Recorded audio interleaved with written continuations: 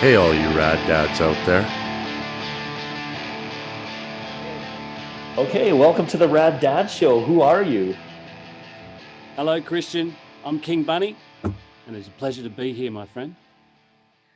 Why are you here? Who do you play for? Let's give us a bit of a background of who King Bunny is. Well, apart from being the father of many, many children, which is probably what makes me a rad dad, I'm a busy bunny, you know. I make rock records for little tackers. I like to invite all my rock and roll friends to come along and create music that we can play to our kids, all the kids, and have a good time. We have rock and roll shows. We do all sorts of stuff. We record videos. We're a rock and roll band. Yeah, Bunny Racket. Bunny Racket. Why is rock and roll important? Why do you bring rock and roll to the kids? Well, rock and roll. I think we can all agree that rock and roll is very important across the board for being a great leveler of people, bringing lots of people together, giving us all something to share, pumping up our tires. Rock and roll is it's always been very important for me as a young bunny growing up. And I just couldn't grow up without bringing that along with me, you know? I remember when my first friends started popping out bunnies all over the shop, and there were bunnies everywhere, running around, hopping all over the place, and all I could hear came with these bunnies with the sound of this really naff little baby bunny music. And it's kind of cute for the first couple of months, and then after a while it's like, I need to rock, I need to roll, and I need to share this with all these little bunnies, which is kind of what I decided to do. And it's been my life mission to rock and roll with all the little bunnies. Awesome. We love it. That's why you're here. That's why we're having a chat with you.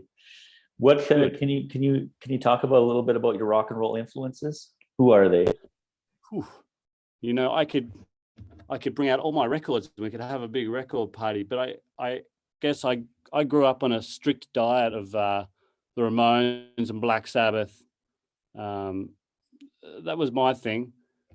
But these days it's kind of, you know, I delve deep down into the Monster Magnet, Kyuss, stoner rock world when I was growing up. And that influenced me to go even further back to Captain Beyond and Blue Oyster Cult. And I don't know, man, if there's a riff and something fun, I'm there. And I can be influenced by all sorts of stuff. You know, it doesn't even have to be rock and roll. I can be influenced by a sunset or influenced by a ride on the back of a motorbike, or, you know, anything that influences me to pick up a pen or pick up a guitar and start writing something, and then that's great, you know. But yeah, musically, it's just all the rad rock stuff that came out when I was a little fella. Is that like, so what are your influences in your writing? Where did Chicken Is Not a Fruit come from? Where did that come from? That came from school, really, I guess. I just wanted to.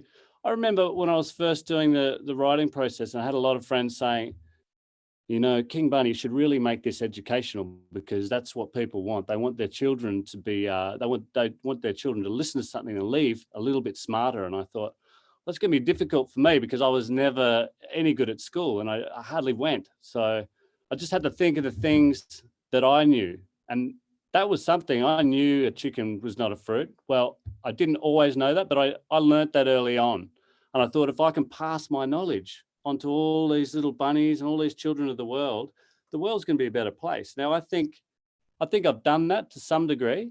You know, I know when I ask kids at our shows, is a chicken a fruit? Most of the time they'll say, no. I'll say, that's right. Welcome to school, rock school with King Bunny.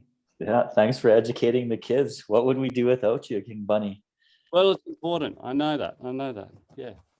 Do you consider yourself a rad dad? Besides being a rock and roll king, do you consider yourself being a rad dad outside of when you're rocking? I would say I consider myself a rad dad at probably 90% of the time. last night I threw out a big box of lollies because a bunch of my little kids wouldn't go to bed, and I didn't feel like a rad dad at that stage. I felt like an angry dad. And I was going, "Ah, get to bed. What am I going to do?" I just threw these lollies over my shoulder into the bin, and those moments, not so rad, but often very rad. On the weekends, I've been teaching my oldest guy, Wolfie, how to surf.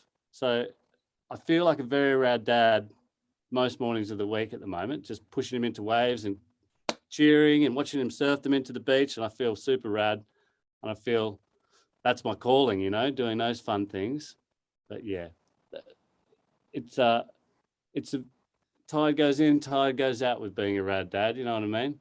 Oh, that's you try and stay true to your radness, which I always try and do. But, you know, sometimes it gets the better of you. Sometimes other things are more rad than you. That's a good analogy. I love it. Well, a friend of our, a colleague of ours, connection. We talked about Brant Bjork. He has a saying that he left with us. He says, "Be a glad dad, be a rad dad, not a mad dad, or a sad dad, or a sad dad." Yeah. Yeah. Well, he's a very rad dad. Did he learn that? He's a rad dad. What's that? Did he learn that from you, or is that something that he passed down? I think so. He was a dad before me, so he must have figured that out himself. He's a smart guy, that Brant Bjork. Yes. His kids are very cool. His kids, Swan and Brazil, are fantastic little fellas. I remember them when they were running around the desert as little tackers, and he was always a rad dad. Always super chilled, pretty rad, inspiring. Did you learn some stuff, some dad stuff from him? I reckon I did. Brant has a knack of being true to his own ways and himself. And I think that shines through to his kids. You know, his kids are very independent and they're very cool. And, you know, you're talking about a pretty independently cool guy, Brant. So, yeah, he's a rad dad. What are some traits that make one a rad dad? What do you have to have? I think you've got to have big ears, and not just big ears like this, but big listening ears. Like, you want to listen to your kids. You want to hear what they've got to say. And it's easy to not do that. I find it's easy to sort of go, no, man, trust me, I got this. I've done this before. I've been here for ages, you know, and they're like, no, but I really want to do this particular thing. And you're like, if you can listen, you learn a lot of stuff yourself, you know, like if you get led on these little paths by your kids, you kind of end up in places you wouldn't normally end up. And I think you know that from having kids anyway. Like you cannot sort of decide not to do that. And if you do, life is tough. But listening, man, listening to the kids makes you rad, and it keeps you young. Yeah, listening to the kids and listening to rock and roll, right? Yeah. In what ways has becoming a dad changed you? Wow, it's definitely it changes all the time, but like in the biggest ways, where I thought in the beginning I would have a little less freedom to do things, I found that I've ended up having more freedom to be a kid myself, which has been actually a really cool thing. I guess when I first had my first son, his Wolfie, I was kind of worried about, like, I used to spend a lot of time touring and playing music and traveling around, and I thought, oh, this is going to really change things, isn't it? I kind of knew that, which was kind of a precursor to getting ahead of the tide and writing rock riffs for kids, so I could continue my life in the studio and on the road to some degree. But yeah, I guess it made me reevaluate what was important, and being away all the time wasn't that important to me. It turns out I'm quite happy being here in the borough. It's a pleasure. I've built this nice little studio for me and my brood, and we hang out here and we make a hell of a lot of noise and we have a whole lot of fun. Every now and then I go and play gigs, but most of the time it's in here, just turning it up. So yeah, it was a change that was welcome. It was a welcome change. You still tour, correct? You still rock in the desert and whatnot. It's a big question because I'm down in the rainforest in Australia at the moment, and ain't no one touring at the moment, man. It's pretty quiet on the touring front. I think I've played maybe 4 gigs this year. Oh wow. So yeah, yeah. I hope to be touring again soon. So yes, I do play shows, but a lot of them are close to home at the moment. So that's nothing to do with being a bunny, only to do with the state of the world at the moment. Right. And, more so the state of my part of the world. It's tough to be in rock and roll right now. If that's kind of your thing, right? What? Definitely slowed it down. So, like when you were touring it, like how did you deal with being away from the techers? What do you call them? Tickers? Tackers. Yeah. Well, the thing is, I'm often happy to be away from them for period of time, because when I come back, I'm like super dad, which is also rad. And when I'm away, I'm surrounded by many other tackers as well. So it's there's no shortage of children in my life. And saying that, when I do tour, it's never for really long periods of time. I'm often a weekend warrior. We'll go away for 3 or 4 nights of the week. Days. My gigs these days are daytime gigs, which is also quite good because my nights are free. And being nocturnal, having a free night is like money in the bank, man. It's nice. So being away with my other crew of rock and roll rabbits is always a lot of fun. But yeah, I mean, you could ask me that in a year when we're back on the road. My oldest 2 are 7 and 4. So I haven't really been away for any long stints in the last couple of years. So yeah, I'm looking forward to it. I'll probably take them with me. I do. Sometimes it's fun. Yeah. Or like you said, get away. When they turn into teenagers, those bratty teenagers, maybe you're gone. And I'll be like, sayonara. Did you have any fears about becoming a dad? I sure did. Yeah. And I think that was wise to think about. The fears of what are you going to lose when you've got such a great life and you're having such a great time, and that this big tide's coming, that is kids, and it's coming at you. It's really exciting, but really daunting. And then it sort of engulfs you and you're like, and then it just becomes like this normal chaos, which is also quite beautiful. But yeah, the fears, I can't even forget what they were now. But it was definitely that loss of independence. But you know what? You can keep your independence. You just maybe got a couple of little things on the way on the road with you. It's okay. I wouldn't change it for the world. 90% of the time, wouldn't change it for the world, man. That's good. It's funny how those fears. I'm just curious. I had fears, but yeah, they just kind of go away once you kind of get in the mix of things, right? You just kind of. You don't really have time to think about your fears anymore, do you? No. Your fears gone, man. It's kind of like. Yeah, I remember those fears. I remember when I had time to fear things. That was great. That's history. Yeah, there's no point. I remember just the first day, like taking him home. Like I have one son, and so like I was terrified to go home from the hospital. I'm like, I don't know what I'm doing at all, because I really didn't grow up around babies, or I didn't know.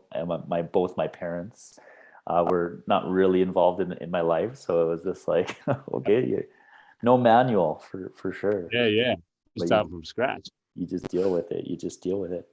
What are some of the most rewarding aspects of being a dad? Oh man,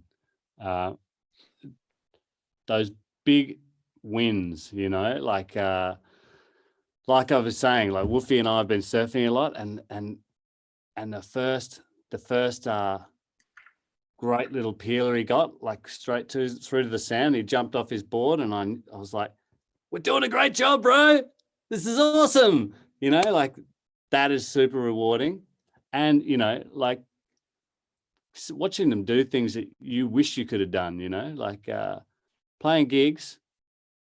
You know, I've had a few of my kids on stage when we're doing gigs with their guitars and, you know, like chugging along. It's like, yeah, man, this is so great. We're doing this together. This is not just me, you know, we're into this.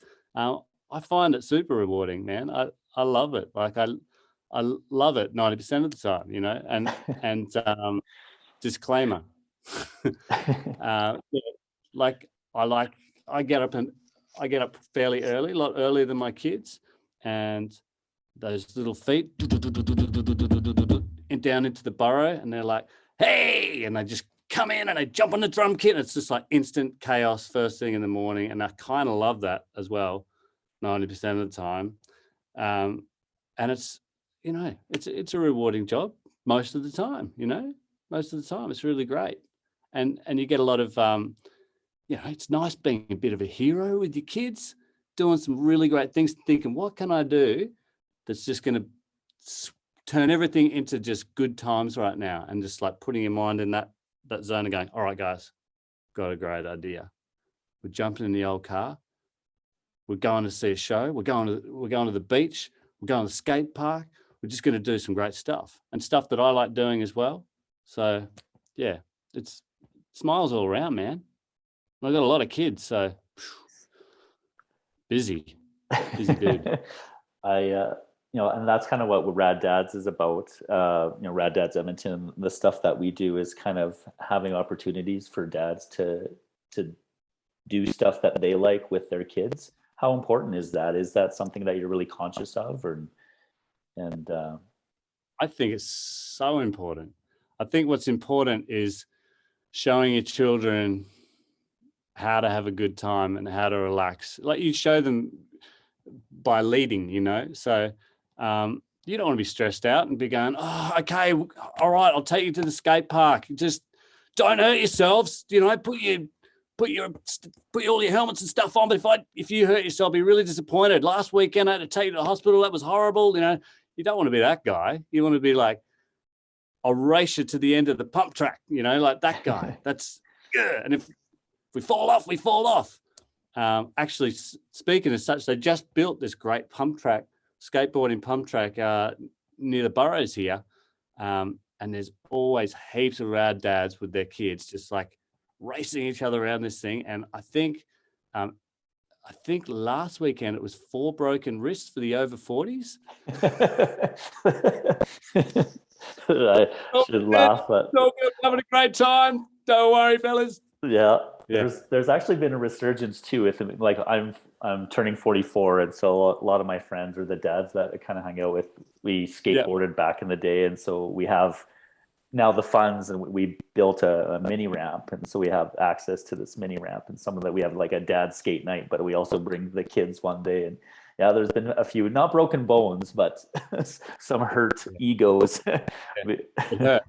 of dads. So how do you like, you know, your kids are, some of them pretty young. So have they kind of started to do their own thing? I guess where I'm trying to go with this particular question is, you're introducing them to skateboarding and surfing and that sort of thing. Is there something that they're into that you're really not that into? That makes sense. Oh yeah, I'm not the boss I'm definitely not the boss when it comes to all things cool. I like that early on I was. These days it's just like, hey dad, you know, I just brought home this Pokemon cards from school, and I'm just like, oh yeah, cool man, show me those Pokemon cards. I'm like, yeah, wow, they're super rad. Cool. But that's important too. Like you got to support what they're into, and their mates, man. Their mates have so much sway, so just get behind it, I guess. Like, I mean, it would be great if it was all rock and roll skateboarding and surfing, but it ain't going to be like that, you know. You're gonna have to sit through some ballet lessons and all sorts of stuff, I'm sure. But yeah, I'm into that too. I want to learn new things. I want to learn about Pokemon, man. There we go. Pokemon's cool 10% of the time, maybe.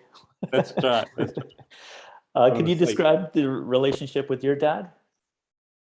Yeah. My dad, he was a rad dad. He was a supporter. He was into like muscle cars and not really into rock and roll so much. He was more into marching bands, which you know, I was a kid that wasn't into marching bands, so that might have been disappointing to him. You know, the like that used to jam up. He'd be like, he was old school. But yeah, he and I were good mates. Absolutely. He was an Air Force guy, so he was super into flying. He flew helicopters in his later years. He died 2 years ago, at the beginning of all this COVID mess. Oh, sorry. Yeah, it was a blow, but what a rad dad he was. He had many children as well, and you know, old Bunny flying helicopters, that's rare. You know, that's great. So he lived his best life, and he passed on some good hacks along the way because he's a legend. Nice. And yeah, got to hang out with all his grandchildren, got to do all those fun things, and then he checked out. Yeah. Did you like? Did he influence the way your parenting style? I think he did. You know, like you got to check yourself a lot of the time, right? Because you personally, I can hear myself and I just go, was that my dad there? Like that sounded a lot, you know? Yeah. And it's usually the stuff you go straight to because it's like imprinted in there. Like, you know, words that you use or actions that you use, or, you know, my wife, Poppy, has a problem with the kids at the moment calling her mate. They say, "G'day, mate," to their mum, and that's not great. It's not great, but my dad used to always say it to me, "G'day, mate. How are you this morning, eh? You feeling all right?" "Good, mate." So I kind of think I've been doing that most mornings. "G'day, fellas. What's going on, eh?"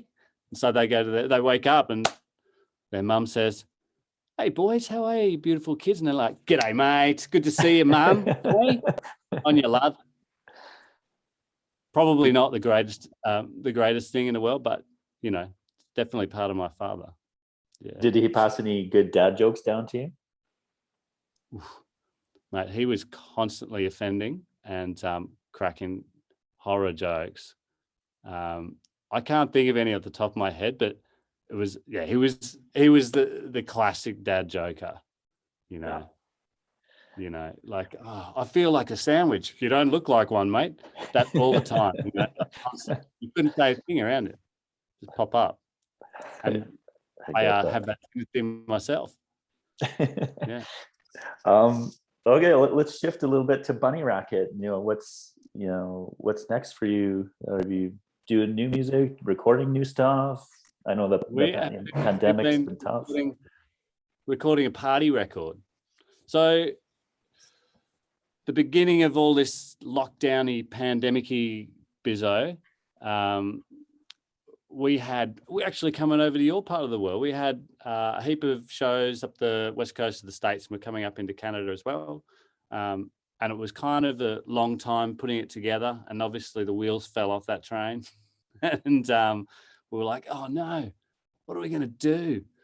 And with all the money that we put into tickets and visas and all that sort of stuff, we finished off that space album that we did. And I'd actually recorded that with Brant, Bjork and Robby, Krieger and Ed Mundell a couple of years earlier. But it seemed like a good time to put it out, you know, when everyone was stuck at home. So that album is out. And now the new one we're working on is a party record. Bunny Racket Knows How to Party. And that's just it's kind of like anthems, party anthems for when everything frees up and we can get on the road. It sounds like Turbo Negro, but it's just like Turbo Negro for little kids, you know. Oh, that's sick. Pretty fun. I like playing the songs. You need to start a Jugan club just like them. That's right. I think, yeah, there's a couple of badges on that. Yeah. How did yeah. Now that you kind of jogged my memory, like, yeah, Robby Krieger from the Doors. How did that happen? Oh, that was kind of one of those funny things where that was random. I was over in Joshua Tree with Brant, and we were recording Rock and Roll Animals, and we had a fella by the name of Harper Hug who was mixing, and he was engineering the album basically, and he did a full week with us, and then on the weekend he was going back to LA to work as an analog. He was putting together an analog studio for Robby Krieger. And he said, I'm working with Robby Krieger from the Doors. And I was like, wow, that's cool. He goes, do you mind if I pass him on some of these demos? He's really into getting music to the kids and stuff. You know, he's like behind school music programs and all this stuff. I'm like, dude, please pass it on. So he came back on the Monday, and we were sort of in the studio for maybe a couple of hours, like, you know, mucking around. And Harper goes, oh, by the way, man, I passed on your demos to Robby, and he loves them, man. He wants to play on the record. And I was just like, is this LA talk? That's got to be LA talk, right? I'm like, man, what do I got to do to make that happen? He's just like, oh no, just once we've wrapped it up, what do you want him to do? I'm like, I want him to play guitar on it, dude. What do you think? He's like, okay, I'll ask him. And sure enough, Robby was like, oh yeah, let's do it, man. So he put down all the lead tracks and had a little play around with all the songs and made them sound. And like Brant said, it was like it was still 1968 when he was playing the guitar. You know, he's still got it. And then after that, once the album was finished, he was into it, and he said, "You got to come back out here, man, and spend some more time." And I was like, "Well, it's difficult for me because I have a gang back in Australia. So to be anywhere for a long period of time, kind of need to be working and living somewhere to really get into it." And he said, "Okay, what do you do other than rock and roll?" And I said, I'm a stonemason." And he said, "Bunny stonemason?" I said, "Yeah, man." And he was just like, "What does that look like?" And I showed him some photographs of some work, and he said, "Wow, you know what, Andy, King Bunny? I'm restoring my old house in Beverly Hills, and it needs some stonework. Would you like to come over and do the project?" And I said, "Yeah, man." So I brought over a team of bunnies. We got a house in Venice, and we just worked in Robby's house for a few months, and went in the studio at night and just sort of put this together. I had all my family with me, and we just ran around making Kyuss in Los Angeles.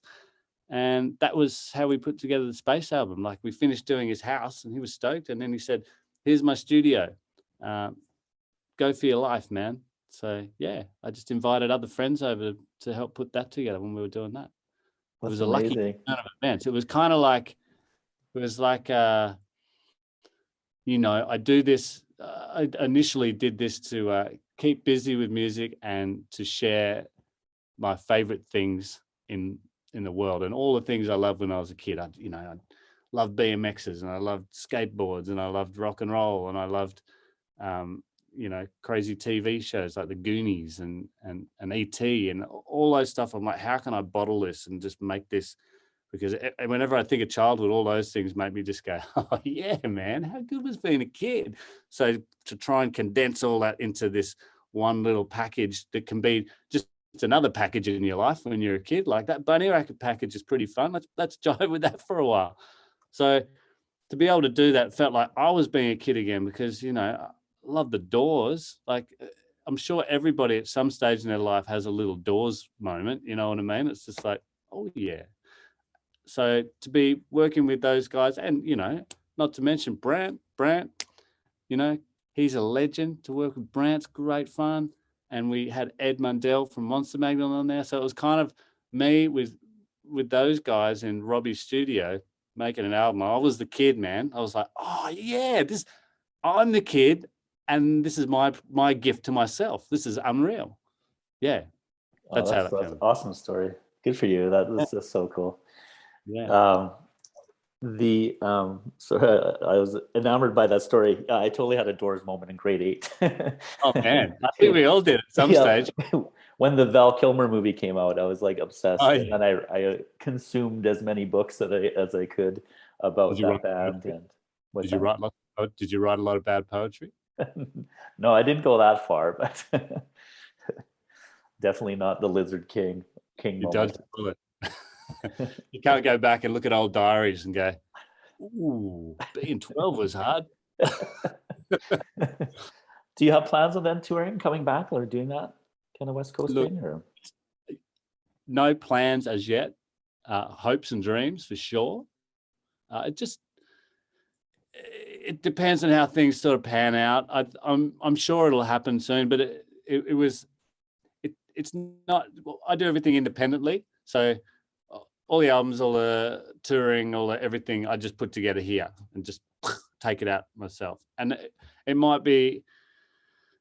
It'll probably happen at some stage where I get help doing all that stuff, but for the time being, that's kind of what I like to do. You know, like keeps me busy and keeps me focused, and it gives me a job with all this. And yeah, so to put together that was on the back of a bit of momentum, and momentum's kind of slow at the moment. It's just sort of bubbling. Like we haven't finished this new album, haven't been playing shows. Like playing shows makes me feel like we're like moving and doing stuff, and you know, and getting in kids' ears, and like you know, like there's every year there's a new group of kids that are old enough to sort of get into rock and roll. So it's like you're just continually fueling this fire of kids, just like, come on, guys, let's do this. So I've got to get that happening again before I get back out on the road. That'll feel better to be getting it happening locally. This is how I always do it. I play at there's a daycare center around the corner and a couple of primary schools around here. And the three of us that play in Bunny Racket these days, it's myself, Space Bunny, who plays in a band called Goons of Doom as well, Boom Boom, who plays in Wolf Mother. So the three of us get together, play these shows at daycares. All our kids are at daycare and primary school together. So there's a whole gang of these little crazy little bunnies running around this town that I live in called Bangalore.